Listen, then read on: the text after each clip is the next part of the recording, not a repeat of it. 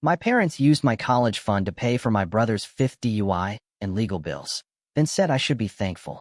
Can you imagine the gut-wrenching moment when you realize your entire future, everything you've worked for, has been stolen from you? Not by some stranger, but by the very people who were supposed to protect it. It happened to me. They drained my college fund, the one thing I had for myself, to bail out my brother from his fifth DUI. And then, they had the audacity to tell me to be grateful. That was the day I walked away. Hey everyone.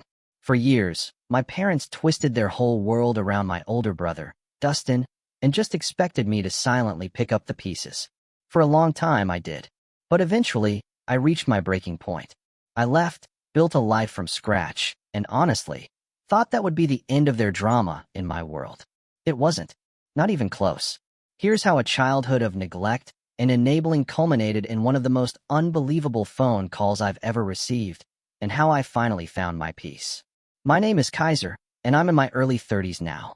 I've got a steady tech job that pays the bills, a house, a Wi-Fi adore. It's a quiet, normal life, the kind you build, not the kind you're given. Because everything I have, I built myself. My childhood family. Well, that was the kind you survived, not the kind you could ever lean on. I learned that lesson early, and it was brutal. My older brother, Dustin, was the sun around which our entire family orbited. From my earliest memories, he was the center of every disaster. Broken lamps, screaming fits, slammed doors, calls from school.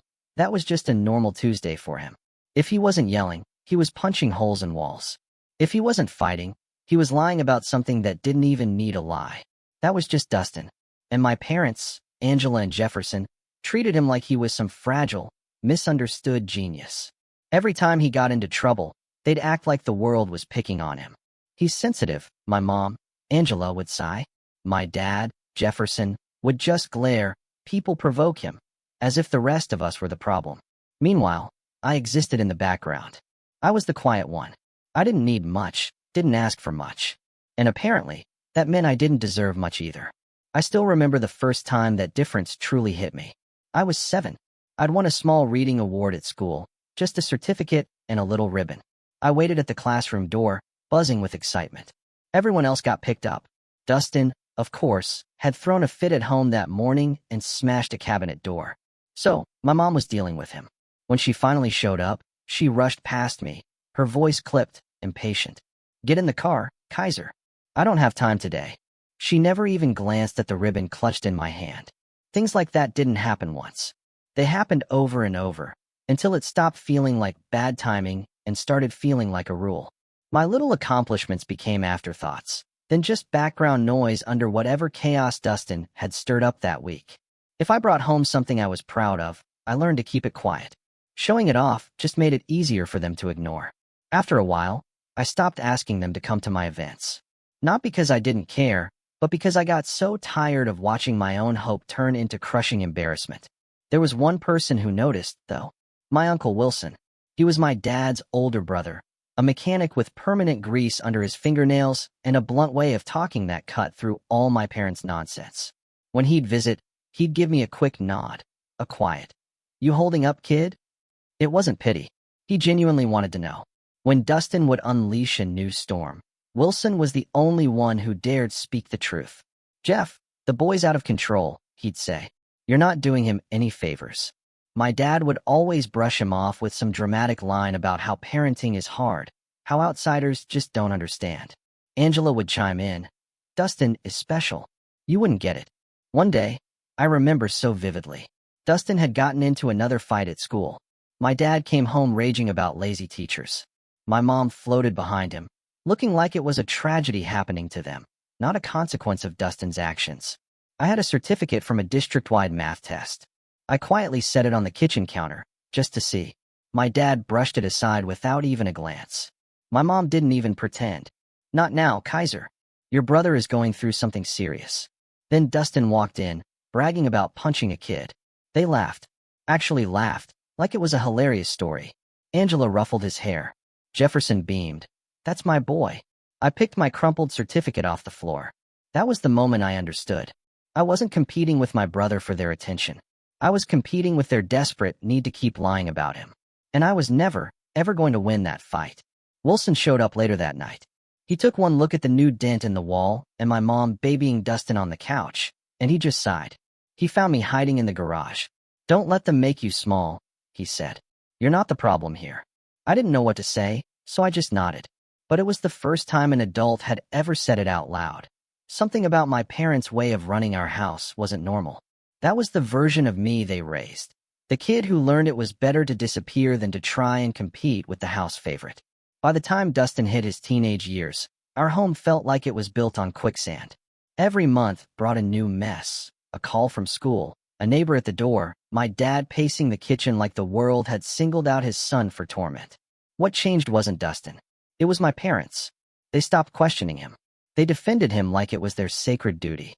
The first time I saw their public defense of him was at a family gathering at my aunt's house. Folding tables, paper plates, kids running wild. Dustin arrived wound-tight, already on edge. My dad kept muttering, "Just be cool." My mom watched Dustin like she was waiting for the exact moment the whole day would shatter. We lasted maybe 20 minutes. A cousin, trying to be funny, joked about Dustin being grounded again. Dustin snapped. "Say it again," he barked, stepping into my cousin's space. My cousin laughed awkwardly. "I'm kidding, man." Dustin shoved him anyway. A chair scraped. Drink spilled. The whole yard went silent. My aunt rushed over. "Stop it." But my dad moved first, towards my cousin. "Watch your mouth," he snapped. "Don't provoke him." "Provoke him?" My aunt shot back. He shoved my kid. Angela slid in behind my dad, her voice already trembling. "Dustin's been dealing with a lot. He doesn't respond well to people mocking him." Mocking. That's what she called it. Uncle Wilson walked over from the grill, wiping his hands on a rag. He looked at Dustin once. "Enough," he said. Dustin scoffed. "Mind your business." "It became my business when you put hands on family," Wilson replied calmly. My dad bristled. "He's having a hard time." Wilson didn't blink. "You know what he's having? No consequences." Angela hissed. "Wilson, not here." Wilson nodded, like he'd expected it. "Right. Not here. Not anywhere. That's why this keeps happening." Dustin wandered off, a smug smirk on his face, and the gathering tried to restart, stiff and strained. Later, my aunt handed me a soda. "How's school, Kaiser?" she asked. "It's good," I said. "I'm doing really well." She smiled. "I heard you're top of your class." "That's amazing." Then Angela appeared, seemingly out of nowhere. "Kaiser's fine," she said quickly. "He's always been easy." Easy. Like I didn't count. My dad nodded toward the yard where Dustin was already arguing again. "Dustin's the one we worry about. He's got real struggles." After that, the years blurred into the same awful script. Fights, suspensions, stolen stuff, angry phone calls, and my parents blaming teachers, neighbors, cops, anyone who treated Dustin like a person responsible for his choices. Dustin learned he didn't have to change. He just had to wait for them to rewrite the story. My life kept happening on the edge. I had a recognition event for finishing the year at the top of my class. They promised they'd come. Dustin had a situation that afternoon. They didn't show. I accepted the award, walked home, and didn't bring it up. Wilson heard anyway. He stopped by that night and sat at our kitchen table like my effort actually mattered. "You did good," he said. "Don't let their chaos rewrite what you earned." My birthdays came and went the same way. One year they forgot until evening because Dustin had been raging all day. My dad shoved cash at me and said we'd celebrate later. We never did. In 8th grade, I tried to say it softly. "It feels like everything is about Dustin." Angela's face hardened.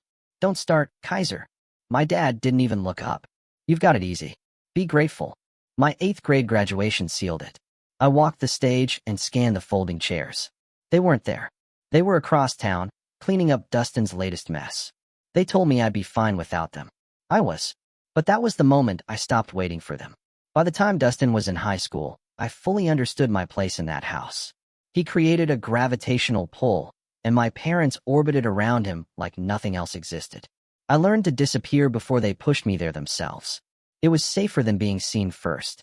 Dustin's 5th DUI arrest happened on a Thursday night, just a few weeks after I'd finished high school. The first 4 never actually stayed DUIs on paper.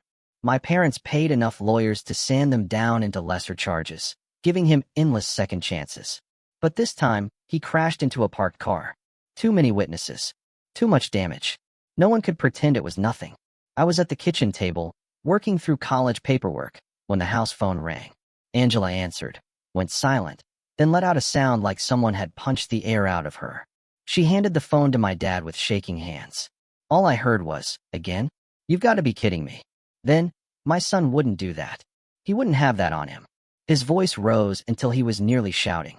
When he finally hung up, Angela was already crying. They're out to ruin him, she choked out. He's not that kind of boy. But the police report was clear. Dustin had slammed into a parked car, shoved it halfway up the curb. When officers approached, they found him slurring, barely able to stand. And then they found a small bag in his jacket pocket. The officers listed possession right alongside the DUI. It wasn't a misunderstanding. It wasn't someone else's jacket. It was Dustin, drunk and carrying something illegal. My dad refused to hear it. Those cops planted it, he yelled, pacing across the kitchen. They've been harassing him for years. Angela clung to his arm. They know he has issues. They take advantage. He's too trusting. I sat there, listening to them rewrite reality in real time. They couldn't call it what it was. A kid who never faced consequences finally hitting the point where the system wasn't going to let things slide anymore. By the next morning, the legal bills had already begun piling up. The car Dustin hit belonged to a local business owner, and the damage was significant. There were towing fees, storage fees, and documents detailing court dates, fines, mandatory programs. My dad threw out numbers like they were nothing. We'll get a lawyer, a real one, not some public defender trash. Angela nodded quickly, as if her speed made it true. We'll figure it out. We always do. That same afternoon, I came home to a thick envelope addressed to me. I knew what it was before I even opened it. Acceptance. The first real thing I'd ever wanted for myself. I tore it open, read the letter twice, and felt something I hadn't felt in years. Pure, unadulterated excitement. I walked downstairs, holding it. I got in, I said. This is good. I can finally start planning. So, can we look at the college fund? The one Grandma and Grandpa set up. The whole room went still. Angela froze completely. My dad's face shifted, like I'd asked something offensive. He rubbed his forehead and let out a sigh that sounded rehearsed. Kaiser, he said. About that money. What about it? I asked. Angela stepped forward. It's gone. Not all at once. Just bled out over the years. Lawyer retainers, court fees, emergencies, they swore were temporary, until there was nothing left. The word didn't land at first. I just stared at her. Gone? How? My dad snapped. Your brother needed help. Legal bills aren't cheap. We had to protect him. I thought he was joking. You used my college fund on Dustin's arrests. It wasn't your fund, Angela said sharply. It was for the family, and Dustin needed it more. He wouldn't survive prison. I held up the letter. I've been planning for this since middle school. Grandma told me. Angela cut me off. Don't bring her into this. She didn't know what Dustin would go through. So all of it I asked. Everything they saved for me. My dad stepped closer, ready to lecture. You're smart. You'll be fine. You'll get scholarships. You'll work. Real life isn't handed to you. But Dustin gets everything handed to him, I said, a raw edge to my voice. Angela's face twisted. Don't talk about your brother like that. You should be proud we kept him safe. Proud. That was the word she used. Proud that they emptied the only safety net I had because Dustin couldn't stay sober long enough to avoid a felony. My dad shook his head like I'd deeply disappointed him. I'm not going to argue. Family steps up. You should want to help. In that moment, something clicked for me. Every ignored birthday, every missed event, every time they told me to be the easy one. It all led here. Dustin didn't just come first. He was the only one who ever counted. I didn't yell. I didn't argue. I just walked back upstairs, grabbed 2 bags, filled them with what I needed, and came back down. Angela looked at the bags like she couldn't believe her eyes. Where are you going? She asked. Somewhere that isn't here. Kaiser, my dad barked. Don't be dramatic. But I was already heading for the door. Outside, Wilson was leaning against his truck, arms crossed, as if he'd been waiting for me. Someone must have called him. Or maybe he just knew how nights like this ended in our family. He looked at the bags, then at me. You're done, huh? Yeah, I said. He reached into his pocket, pulled out a wad of bills, maybe a couple hundred, and pressed it into my hand. Take it. Get yourself set up somewhere. And listen to me, kid. You didn't break this family. He nodded toward the house. They did. I didn't look back when I left. There was nothing worth looking at. I left my parents' house with 2 bags and enough cash from Wilson to cover maybe a week of food. I was 18. That meant I could rent a room, even if I had no idea how to actually live. I didn't have a plan. I just needed distance. The cheapest place I could find was a shared house on the edge of town. 3 guys I'd never met. All of us renting rooms in a place held together by duct tape and luck. The bathroom door barely closed. The kitchen sink leaked nonstop. The living room smelled like old takeout. My room was barely wide enough for a mattress and a folding table, but it was mine. I got a job at a gas station within a week. Minimum wage, rotating shifts, and a boss who acted like stocking shelves was rocket science. I didn't complain. It was the first time I felt like my life depended entirely on me. Rent was cheap, but I was still barely making it. Some weeks, I'd open my bank app and see single-digit numbers. Overdraft fees became a regular punishment for guessing wrong about what I could afford. Food was simple. Instant noodles, dollar frozen dinners, whatever was discounted at the end of the week. I took the bus everywhere. Some nights the last bus home wouldn't show, and I'd walk 40 minutes back to the house, hoping no one followed me. I learned to stretch every dollar until it snapped. After a few months, I picked up extra shifts at a warehouse, loading trucks, stacking pallets, doing whatever needed doing. It paid a little better, but the work left my back sore and my hands torn up. I'd come home exhausted, wipe off the sweat and dust, and fall asleep as soon as I hit the mattress. My roommates didn't make it easier. One guy ate anything left in the fridge. Another played loud games until 2 in the morning. The third smoked inside, even after we all complained. But we all had the same goal: survive the month and pay rent on time. That was enough to keep the peace. Budgeting was something I learned by failing constantly. I'd overspend, then live off peanut butter sandwiches until payday. I'd forget a bill, get hit with a fee, and have to skip a bus pass. It took time, mistakes, and quiet frustration, but slowly, I started keeping track. A notebook, a cheap calculator, a strict list taped to the wall. Wilson checked on me every couple of weeks. He'd swing by in his truck, look at my beat-up shoes, and say, "You eating?" I'd nod. He never lectured. He'd hand me tools, show me how to patch something, fix something, or stretch something. When I eventually bought a junky old car for a few $100, he spent an afternoon in the driveway helping me replace hoses and belts. That car shook at every stoplight, but it got me to work without relying on the bus. After almost a year of scraping by, I started thinking about school again.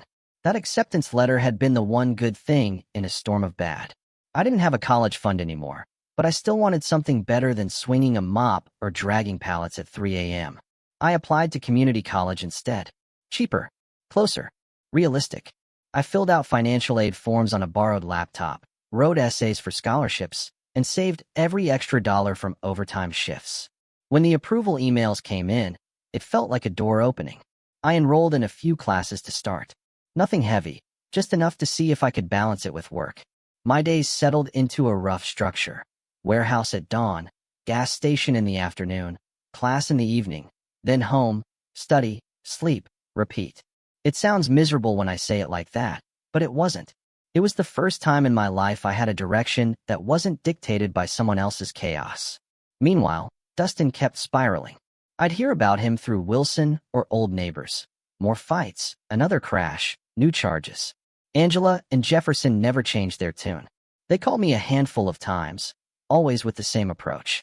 No greeting, no checking in, just guilt. "Your brother is going through something tough," Angela would say.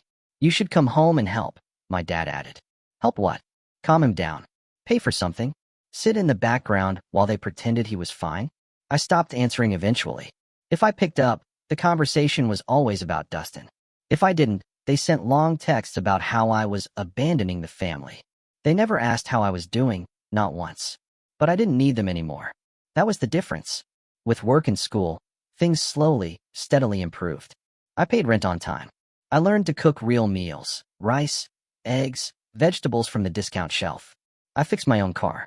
I learned how to manage bills, figured out which expenses mattered and which didn't. I didn't have much, but I didn't owe anyone anything either. There were nights I sat at my cramped desk, textbooks open, the house loud and chaotic around me, and I realized something I'd never felt growing up. I was building something. Tiny, rough, unstable, but mine. For the first time in my life, I wasn't trying to survive someone else's mess. I was finally building my own life. One shift, one class, one careful dollar at a time.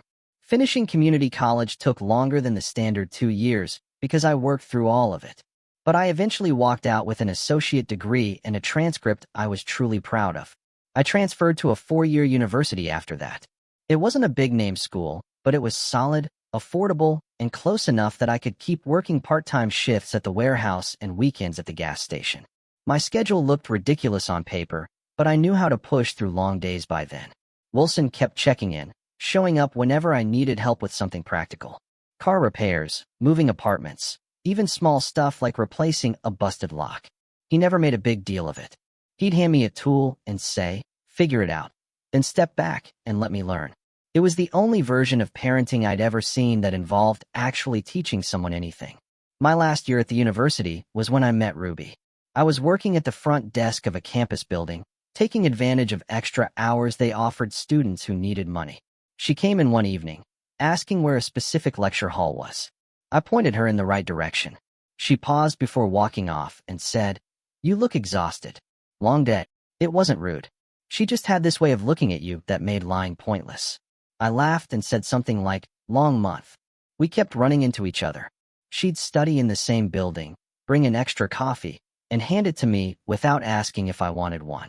We started talking between my shifts. Nothing intense, just easy, normal conversations. That alone felt strange. I wasn't used to someone being curious about me without wanting something from me. Once she found out I was working 2 jobs and going to school full-time, she didn't act impressed or pity me. She said, "You know, you don't have to downplay that, right?" It was the first time someone called me out for brushing off my own effort. After graduation, I got my first full-time job in a mid-sized IT department for a manufacturing company. The pay wasn't amazing, but it was consistent, with health insurance and actual weekends. I texted Wilson the news. He replied, "Good. Now you can finally stop buying garbage tools." It was his version of congratulations. Ruby and I started dating more seriously around then. She helped me plan a budget that didn't rely on last-minute scrambling. She made me apply for roles I thought I wasn't qualified for. When I doubted myself, she didn't sugarcoat anything. "You've done harder things than interview for a job," she'd say. "Stop selling yourself short." No one had ever said something like that to me in such a straightforward way. We moved in together the next year. It wasn't some grand decision. We were already spending most of our time together, and splitting rent made financial sense. She helped me organize my paperwork, set up auto pay for bills, and restructure my student loans in a way that didn't feel like drowning. I handled the repairs, the cooking, the errands. It worked. Eventually, I proposed. Nothing dramatic, just a quiet evening at home, a ring I'd saved for, and a moment that felt completely right. She looked at the ring and smiled. "Took you long enough." With 2 incomes and careful saving, we were able to buy a modest starter home. It wasn't fancy. Older siding, worn carpet, a small yard. But it was ours. We spent weekends painting walls and replacing light fixtures. Ruby set up her little reading corner. I set up a small workstation in the spare room. Wilson came by the first week. "You bought a house with loose railings and a crooked porch light," he said. "Good. Means you didn't overpay." Ruby laughed. Translation, he's proud of us. Wilson grunted. "Sure, that too." Throughout all this, I kept paying my student loans steadily. Every month, the balance dropped a little more. Ruby celebrated the wins with me, no matter how small. When I finally made the last payment, I didn't expect it to hit as hard as it did.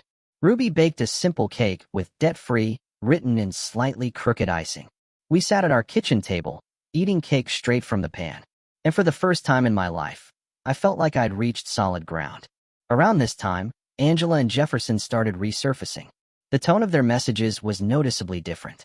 Overly polite, overly cheerful, like they were trying too hard. "We're so proud of you, Kaiser," Angela wrote. "You've built such a nice life." My dad sent a text asking if I wanted to come by sometime soon. They didn't mention Dustin, which was the biggest red flag of all. Anytime my parents avoided talking about him, it meant something was wrong. Ruby looked at their messages and just said, "They want something." She wasn't wrong. My parents had never contacted me just to check in. The friendliness wasn't warmth. It was bait. I didn't know what the hook was yet, but I could feel it coming. Still, no matter what was waiting, it didn't shake me. I had a degree, a steady job, a home, a marriage that actually felt like a partnership, and the one person who'd always been honest with me, Wilson, still in my corner. For the first time in my life, I had a foundation built entirely by my own hands, and they had absolutely nothing to do with it. The call came on a random Tuesday evening, right as Ruby and I were finishing dinner. My phone buzzed, and I saw Mom on the screen. I hadn't heard her voice in years. Ruby raised an eyebrow. "You going to answer?" "Yeah," I said. "Let's see what they want." Angela didn't even say hello. "Kaiser, it's your brother," she blurted out. Her voice was sharp, frantic. "He needs help again. It's serious this time." Before I could reply, my dad's voice cut through the background. "Tell him to stop dragging his feet. We don't have time for this." I stepped into the hallway. "What's going on?" Angela sniffled loudly, the kind of cry she used when she wanted something. "Dustin is struggling. He's been through so much lately." "That's not an answer," I said flatly. My dad grabbed the phone. "Listen, Kaiser. There's a facility, real good place, 12-month program. Costs $35,000. We need you to cover it." I laughed. Once. Quietly. "Why would you think I'd do that?" "Because you can," my dad snapped. "You've got a house, a good job, a stable life. You owe it to your family." "Oh," I said. "We? For what?" "To us," Angela said, her voice suddenly appearing again. "We raised you. We supported you. Your life turned out well because we gave you structure." I stared at the wall. "Structure?" "Yes," she insisted. "We made sacrifices for Dustin," I corrected. She didn't acknowledge it. "Family helps family, Kaiser." "You didn't help me," I said. "Not once." My dad's tone shifted from entitled to irritated. "Don't start rewriting history. You're doing well now. You can afford to help your brother." "$35,000 is not help," I said. "That's a bailout. He needs you." Angela pleaded. "He won't survive without treatment." Right then, my phone buzzed with notifications. Voicemails from Dustin. One after another. Angela kept talking. "If you don't step up, he could hurt himself." Before I answered her, I listened to one of Dustin's messages.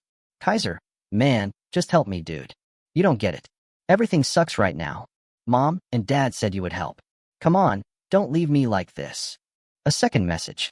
"You think you're better than me? You're not. You had everything handed to you. I should have gotten that money, not you." A third. "I swear I'll do something stupid if no one helps me. Is that what you want? Is it?" It was chaos. Begging, blaming, threatening, all mixed together. Classic Dustin. I put the phone back to my ear. "I'm not paying for rehab." Angela gasped, as if I'd confessed to a crime. "How could you say that? He's your brother." My dad started raising his voice. "You selfish little. After everything we did for you, this is how you repay us." "What exactly did you do for me?" I asked, my voice steady. "Name one thing." A long silence. Then my dad exploded. "You think you got where you are without us? You think you built that life alone? We gave you a foundation." "No," I cut in. "Wilson gave me a foundation. I built everything else myself." Angela broke completely. Her voice went high and shaky. "You've turned cold. Ruby changed you. You used to be sweet. You used to care about this family." My dad added. "He wouldn't talk like this if she didn't poison him." Ruby overheard that from the kitchen and muttered, "Wow, charming." "I'm hanging up now," I said. "You walk away from this," my dad warned, his voice tight with menace. "And you're no son of mine. You made that decision years ago," I said, and ended the call. Dustin's voicemails kept coming. Long, erratic messages, shifting between sobbing, yelling, blaming, and rambling apologies. I blocked him. Then I blocked Angela and Jefferson. Ruby sat beside me on the couch. "You okay?" "Yeah," I said. "Just tired of the same cycle."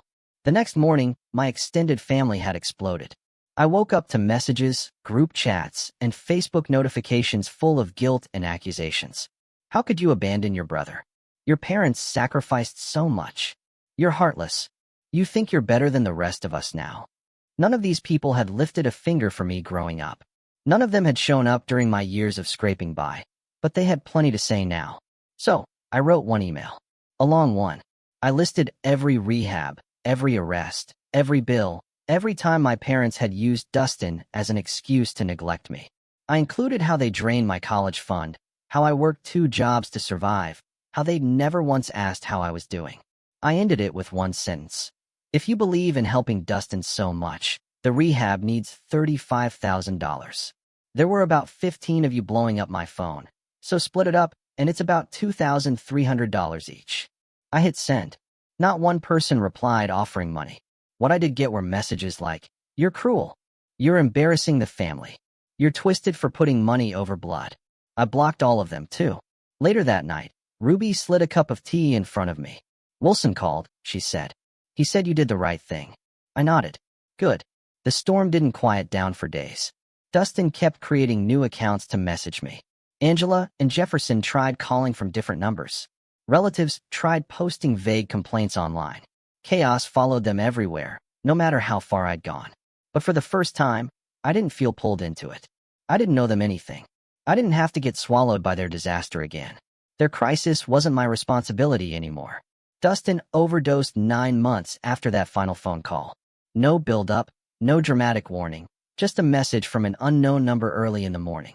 "This is Officer Harris. We need to inform you your brother Dustin was found deceased." The rest blurred into formal language and logistical details. I thanked him, hung up, and sat quietly on the edge of the bed. Ruby walked in, her hair still messy from sleep. "What happened?" "Dustin," I said. "He's gone." She sat beside me without asking anything else. There wasn't much to say anyway. His life had been one long collision course, and nothing about the ending surprised me. Sad, yes. Shocking, no. Angela didn't call. My dad didn't either. Not that I expected them to. They were probably too busy trying to figure out who to blame this time. I got a forwarded funeral notice from a cousin I barely remembered. Ruby read it over my shoulder. "You going?" she asked. "No." She nodded like she'd expected that answer.